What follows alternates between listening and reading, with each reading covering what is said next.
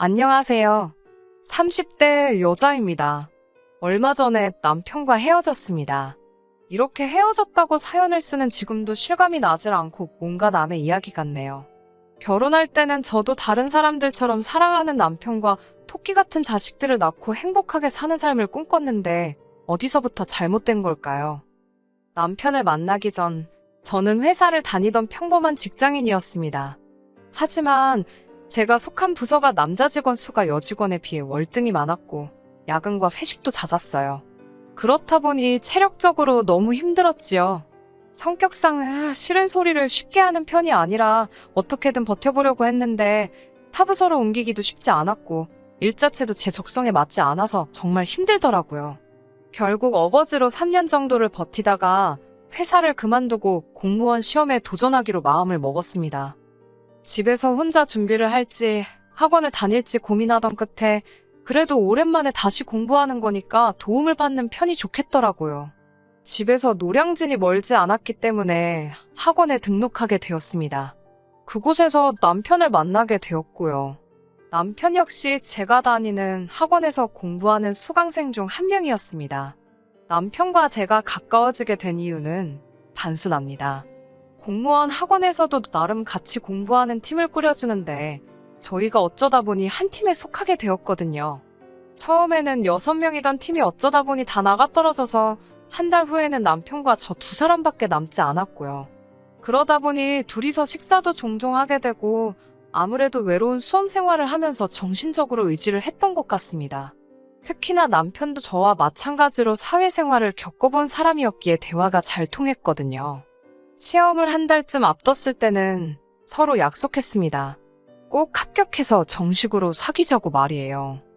속상하게도 시험 결과는 좋지 않았습니다. 저는 바라던 공무원에 합격한 반면 남편은 안타깝게 마지막 관문에서 떨어졌더군요.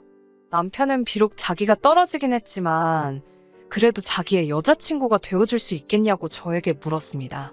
사실 이미 함께 힘든 수험 생활을 보내면서 정도 많이 들었고 고마운 마음도 컸기에 남편의 고백을 모른 척 할 수 없었어요. 그렇기에 남편과 연인 사이가 되었고 물심양면으로 그의 수험 생활을 응원하고 지지했습니다. 하지만 남편은 이번에도 불합격을 하고 말았어요. 좌절하고 무너지는 남편의 모습을 보니 달리 해줄 말이 없었습니다. 사실 남편은 저와 처음 만났을 때도 이미 한 차례 낙방을 했던지라 정신적 충격이 몇 배로 커 보였어요. 지켜보는 입장에서도 차마 한 번 더 해보라고 할 수가 없었고 남편 스스로도 할 엄두가 안 나는 눈치였습니다. 무슨 말을 해줘야 할지 모르겠더라고요. 며칠 동안 연락이 닿지 않던 남편은 공무원 준비는 그만하고 대신 취업을 하겠다고 했습니다. 본인이 그러겠다는데 제가 뭐라고 할 수 있겠어요. 다행히 오래 걸리지 않아 남편은 지인의 사업을 돕게 되었습니다. 그나마 다행이다 싶었어요. 이후로 한 1년 정도 더 지났을 무렵 남편이 저에게 결혼하자며 청혼을 해왔습니다. 3년이란 연애가 결실을 맺는구나 싶어 감격스럽기도 했고 기쁘기도 했어요. 하지만 이 행복은 오래가지 못했습니다. 청혼을 받고 정확히 일주일 뒤 시댁에 찾아가 시부모님께 인사를 드렸습니다. 시부모님은 서울에서 30분 정도 떨어진 지역에 위치한 24평대 아파트에 거주하고 계셨습니다. 남편도 이 집에서 태어나 고등학교를 졸업할 때까지 살다가 서울로 대학을 진학하면서 독립했다고 했습니다. 두 분 다 달달한 간식거리를 좋아하신다는 말을 미리 들었기에 한과랑 화과자를 준비해 갔네요. 이런저런 이야기가 오가다가 시부모님께서 결혼식이나 신혼살림 같은 건 둘이 이야기를 좀 해봤냐고 물어보시더라고요. 사실 저도 남편하고 진작부터 이야기해보고 싶기는 했는데 어떻게 시작해야 좋을지 몰라서 엄두를 못 내고 있었거든요. 그래서 어머님이 물어봐 주셨을 때 반가운 심정이었습니다. 당시 제 주변에는 이미 결혼한 지인들이 꽤 있었기 때문에 여기저기서 들려오는 이야기가 많았거든요. 또 제가 무슨 성인군자도 아니고 저도 사람인데 솔직히 따질 건 따져보고 싶었지요. 저는 첫 직장에서 벌어둔 돈과 얼마 되지는 않아도 공무원 일을 하면서 번 돈까지 어느 정도 모아둔 돈이 있긴 했어요. 남편에게 당신은 얼마나 있냐고 물었더니 우물쭈물 하더라고요. 그러더니 자기는 이미 첫 직장에서 번 돈을 수험 생활에 다 써버린 탓에 결혼식에 쓸 수 있는 돈이 별로 없다고 하더라고요. 그 말을 듣는 순간 돈도 없으면서 무슨 생각으로 나한테 청혼을 한 건가 싶었어요. 망치로 머리를 한 대 맞은 느낌이 이런 건가 싶었지요. 본인도 나이가 있으니 조급해서 그랬나 싶기도 하고 짧은 순간이었지만 별의별 생각이 다 들더라고요. 제가 그 자리에서 표정 관리를 못한 건지 시부모님이 4천 정도는 해주실 수 있답니다. 제가 모은 돈 4천에 남편이 가진 돈 1,000, 그리고 시부모님 돈 4천. 그래도 1억뿐이었어요. 그날 이후로 차마 부동산 안에 들어가지도 못하고 바깥 유리에 붙어있는 A4 종이만 슬쩍슬쩍 대충 훑어만 봤어요. 역시나 어림택도 없다는 걸 알겠더라고요. 한편 제가 시댁에 인사를 드리고 왔다는 사실을 아신 친정부모님께서는 그 이후로 제가 가타부타 뭐 말이 없으니까 걱정이 되셨던 모양이에요. 도대체 무슨 일이냐며 절 붙잡고 물어보시더라고요. 결국 뾰족한 수를 찾지 못했던 제가 부모님께 상황을 털어놓았지요. 그러자 친정부모님께서는 그러면 이자 없이 빌려 쓴다 생각하고 당신들이 부족한 전세금을 빌려주신다 하셨습니다. 겨우 돈 때문에 좋은 사람을 놓치면 되겠냐면서 말이지요. 커다란 걱정거리를 순식간에 덜게 되니 마음이 너무 홀가분해지더라고요. 그 주 주말 마침 아버님 생신이었기에 다시 한번 시댁에 찾아가게 되었습니다. 그날은 신우와 신우 남편도 와 있더라고요. 남편보다 3살 많은 신우는 뚜렷한 직업은 없고 프리랜서로 활동하면서 자기 용돈 정도만 벌고 있다고 들었습니다. 신우 남편도 대학원을 다니고 있는 학생이라고 했고요.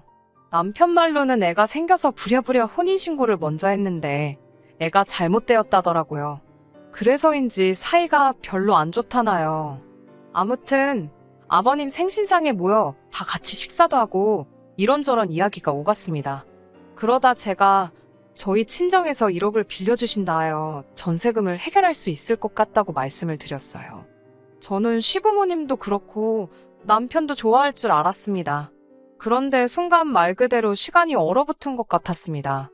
남편은 정말 감사한 일이라면서도 주변의 눈치를 살피는 듯 했고 어머님 역시 아버님과 신우 남편의 표정을 살피는 듯 했어요. 아버님께서는 왜 너희 아버지가 1억을 빌려주시냐면서 너희 둘 다 성인인데 너희들 이름으로 대출받으면 되지 않냐고 물으셨습니다. 약간 화가 나신 듯한 목소리였지요. 그리고 왠지는 모르겠지만 신우 남편이 밥을 다 먹지도 않고 먼저 일어나겠다며 자리를 박차고 일어났고 신우도 진짜 이럴 거냐면서 자기 남편을 따라 나가더라고요. 아무래도 제가 뭔가 말실수를 한 것 같았어요. 남편이 저에게 잠깐 이야기 좀 하자면서 방으로 저를 부르더라고요. 신우 남편이 평소에 처가, 그러니까 저에게는 시댁이네요. 돈 없는 걸 가지고 평소에도 신우를 못 살게 군다는 거예요. 그런데 이번에 처남, 그러니까 제 남편이 돈 있는 처가로 장가간다고 저러는 거랍니다. 제가 불난 집에 기름을 부었다나요. 너무 유치하고 어이가 없었어요. 한마디로 신우 남편 인성이 썩어 빠졌다는 건데 그게 제 탓은 아니잖아요. 무엇보다 제가 신우 남편이 속으로 무슨 생각을 하고 있는지 어떻게 알았겠어요. 다시 거실로 나오니 아버님은 아버님대로 저한테 잔뜩 화가 나셨더라고요. 하시는 말씀이 왜 저희 아버지께서 1억을 해주시냐입니다. 저희 전세금이 부족해서 도와주시고 싶어 하시는 거라고 다시 한번 제가 설명을 드렸더니 정말 그뿐이냐고 물으시는 거예요. 그럼 다른 뜻이 있어야 하는 거냐고 제가 물었습니다. 제 말투가 예의 바르지 못했다는 건 저도 인정합니다. 아버님께서는 혹시 저희 아버지가 당신과 기싸움이라도 지금 하려고 그러시는 거 아니냐고, 지금 1억으로 남편하고 당신 기죽이려고 그러는 거 아니냐고 따지셨어요. 제가 어이가 없어서 웃음이 다 나려고 하더라고요.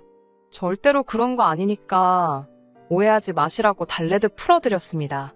이때만 해도 솔직히 그저 나이 드신 아버님의 유치한 노여움 정도로 생각했어요. 하지만 결혼식을 올린 이후로 점점 뭐라고 해야 할까요?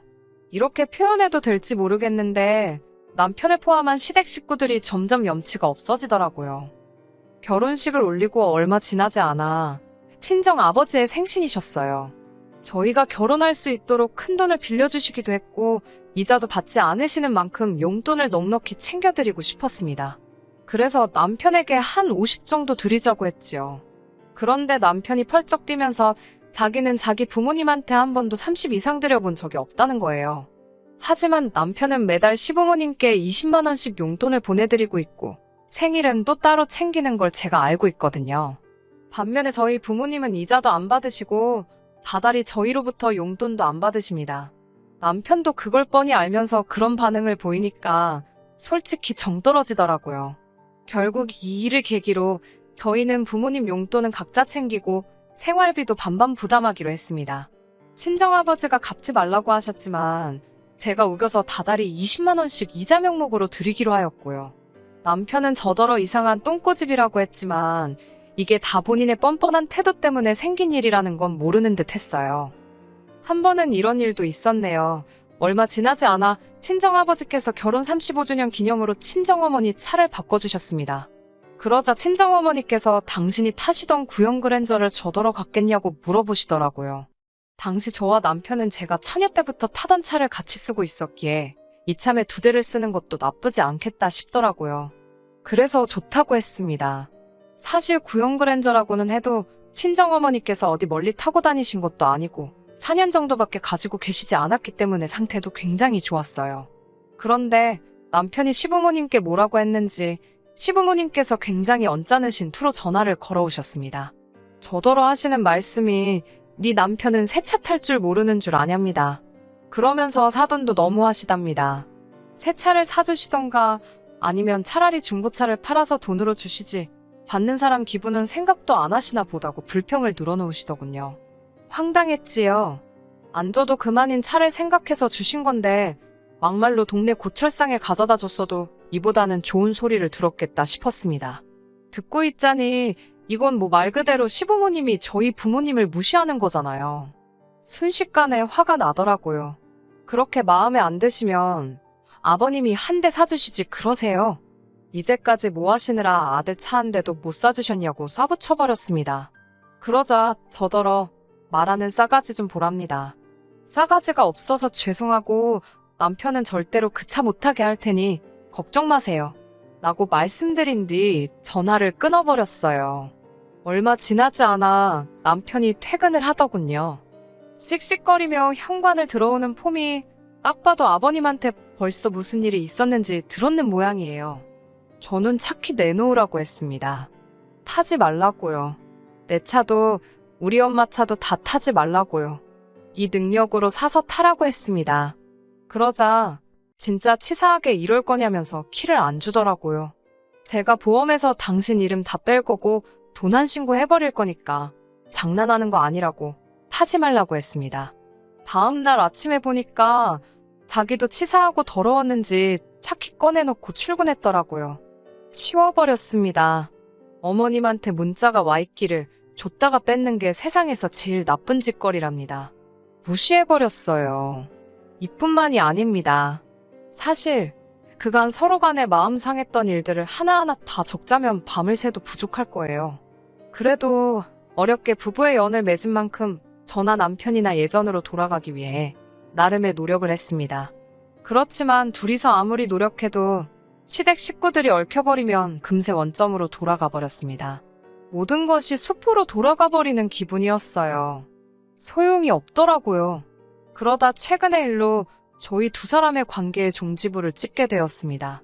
얼마 전 신우랑 신우 남편이 결국 이혼을 한다는 소식을 듣게 되었습니다. 제가 워낙 그 부부랑 왕래가 없기도 했고 관심이 없었기도 해서 어쩌다 그 지경까지 이르렀는지 자세한 내막은 모르지만 소위 좋게 좋게는 아닌 듯 했어요. 남편도 자기 누나 일이라서 그런지 며칠 동안 표정이 안 좋더라고요. 하지만 저도 좋은 일도 아닌데 굳이 알고 싶지도 않아서 자세히 묻지는 않았습니다. 그러다 며칠 뒤 어머님으로부터 전화가 걸려왔어요. 만나서 할 이야기가 있다고 하시더라고요. 경험상 이렇게 각 잡고 밖에서 보자 하시면 안 좋은 이야기였기 때문에 저도 나름대로 마음의 준비를 하고 나갔습니다. 어머님이 말씀하신 카페에 도착하니 아버님도 같이 나와 계시더라고요. 저도 모르게 심장이 쿵쾅거리기 시작했습니다. 두 분은 제가 한숨 돌릴 틈도 주지 않으시곤 당신들 하고 싶은 이야기를 시작하셨습니다. 신우 이혼하는 거 들었냐면서 신우 남편 쪽에서 위자료를 요구한다더군요. 못돼 처먹은 자식인 건 진작에 알고 있었지만 끝까지 저러는 걸 보니까 아주 밥맛이라면서 욕을 하시는데 저는 그저 적당히 맞장구를 치고 있었습니다. 속으로 어디 가서 내 욕도 저렇게 하시겠지. 그런 생각을 하면서요. 그때 어머님께서 다시 위자료 이야기를 꺼내셨어요. 저더러 혹시 모아둔 돈 좀 없냐고 물어보시는 거예요. 당황스럽기도 했고 정말 없었기에 없다고 말씀드렸습니다. 그러자 아버님께서 니네 아버지 돈 많다고 니들 결혼할 때 1억 톡하고 내놓지 않았냐면서 거기다 한번 물어보랍니다. 제가 그 돈은 그때도 말씀드렸다시피 빌려주신 거고 그리고 저희 아버지가 왜 신우 위자료를 빌려주셔야 하냐 했어요. 그러자 아버님께서는 그럼 너네 결혼할 때 우리가 해준 4천만 원 내놓으랍니다. 우리는 쪼잔하게 빌려준 게 아니고 그냥 준 거였지만 저하는 꼬라지가 마음에 안 들어서 다시 돌려받으셔야겠다고요. 그 돈을 저를 주셨어요? 아버님이 저를 보고 주신 거라고요. 남편이 저한테 장가와야 되는데 돈이 없으니까 주신 게 아니고요. 라고 제가 따지자 그딴 거 모르겠고 당신 돈 내놓으랍니다. 정말 옛날 개그처럼 기가 차고 코가 차더라고요. 그 돈 막말로 무슨 제가 핸드백 하나라도 샀으면 말을 안 해요. 전세 구하는데 다 들어간 거 뻔히 하시는 분이 그러시니 진짜 웃기더라고요. 아버님은 혼자 씩씩대시더니 저더러 기다리랍니다. 그러더니 남편한테도 전화를 거시더라고요. 저도 차라리 잘 됐다 싶었어요. 이 자리에서 뭐가 됐던 간에 아주 결판을 지어야겠더라고요. 얼마 지나지 않아 남편도 금방 도착했더군요. 저와 시부모님 표정을 보고 분위기 파악이 됐는지 짜증스러운 얼굴로 무슨 일이냐고 묻길래 제가 아버님이 4천만 원 돌려달라신다고 짧게 대답했습니다. 그러자 아버님께서 네 마누라 말하는 사가지가 아주 개꼬라지라서 내가 그 돈 돌려받아야겠답니다. 지금 당장 가져오라고 아주 호통을 치시더라고요. 남편은 저를 보더니 너는 빨리 죄송하다고 못하냐면서 앞뒤 사정은 들어볼 생각도 안 하고 눈을 부라리더라고요. 카페에 있던 사람들이 수군거리는 소리는 들리지도 않는지 말이에요. 저도 악에 받쳐서 니네 잘난 아버지가 우리 아빠한테 가서 니네 누나 위자료 꺼오래는데 내가 그런 것까지 해줘야 되냐고 소리를 질렀습니다. 그러자 남편은 순간 벙찐 표정을 짓더니 그래도 어른이 시키면 하는 신용이라도 해야지 뭘 잘했다고 난리냐며 빨리 사과하라는 거예요. 어머님까지 난데없이 이게 다 당신들이 돈이 없어서 그런 거라며 당신들이 건물이라도 몇 채 있었으면 이런 무시를 당했겠냐며 나오지도 않는 눈물을 쥐어 짜내고 계시더라고요. 이 모든 꼴을 지켜보고 있는데 순간 마치 이 모든 상황이 현실 같지 않더라고요. 저도 모르게 친정아버지께 그 자리에서 전화를 걸었습니다. 아버지께 이혼할 거라며 지금 당장 제 계좌로 4천만 원만 보내달라고 했습니다. 그리고는 남편에게 이혼 서류에 도장 찍고 사인해서 준비해 오라고 했습니다. 그나마 다행인 게 전세 계약할 때 제 돈하고 친정아버지가 빌려주신 돈이 어쨌든 대부분이었기에 제 이름으로 계약을 했거든요. 어차피 보증금 돌려받으면 되니까 먼저 4천 주고 끝내버려야겠다 싶더라고요. 제가 이혼 서류 이야기를 꺼내니까 남편이 멈칫하더니 갑자기 그건 또 무슨 소리냐며 성질을 부리더군요. 저는 아버님과 어머님을 지그시 쳐다보면서 4천도 돌려드리고 남편도 돌려드리겠다 했습니다. 다 가져가시라고요. 저는 이제 그쪽하고 연관된 건 10원짜리 하나도 실오라기 하나도 정말 아무것도 필요하지 않다고요. 그리고는 준비되면 연락하라는 말만 남기고 먼저 카페에서 일어났습니다. 차에 올라타서 시동을 거는데 아버님이 카페에서 뛰어나오시는 게 보이더라고요. 그 모습을 보자마자 저도 모르게 악셀을 밟으며 얼른 차를 출발시켰습니다. 곧이어 전화가 미친 듯이 울리기 시작했지만 받지 않았고요. 집으로 오자마자 도어락 비밀번호부터 바꿨네요. 남편은 문자로 아무래도 자기가 순간 부모님 때문에 물불 못 가리고 말을 막 한 것 같다며 미안하답니다. 신우에 관한 일은 자기가 부모님과 잘 해결할 테니 신경 쓰지 말라며 장인어른께 잘 말씀드려 달라고요. 문자는 그냥 삭제해버렸습니다. 그런 식의 연락이 한 2주 가까이 오더니 결국은 남편이 이혼 서류를 가지고 저희 친정으로 찾아왔습니다. 친정아버지께서 현관 밖에 서 있는 남편에게 죽기 싫으면 서류만 놓고 꺼지라고 그러시더라고요. 쫄보 같은 인간, 서류만 놓고 정말 갔더군요. 들리는 소문으로는 저랑 갈라서면서 다시 시댁으로 들어갔답니다. 문제는 시댁으로 들어가고 나니까 제가 일하던 사무실까지 출퇴근 거리가 어지간히 멀어졌나 봐요. 차도 없잖아요. 아니나 다를까 하루가 멀다 하고 지각을 일삼아서 결국 잘렸다고 하더군요. 이제 그 나이에 어디 가서 무슨 일을 해서 먹고 살런지 뭐 알아서 살겠지요. 끝까지 들어주셔서 감사합니다. 오늘의 사연은 여기까지입니다. 구독과 좋아요, 알람 설정 부탁드리고 더 좋은 사연으로 다시 찾아뵙겠습니다. 감사합니다.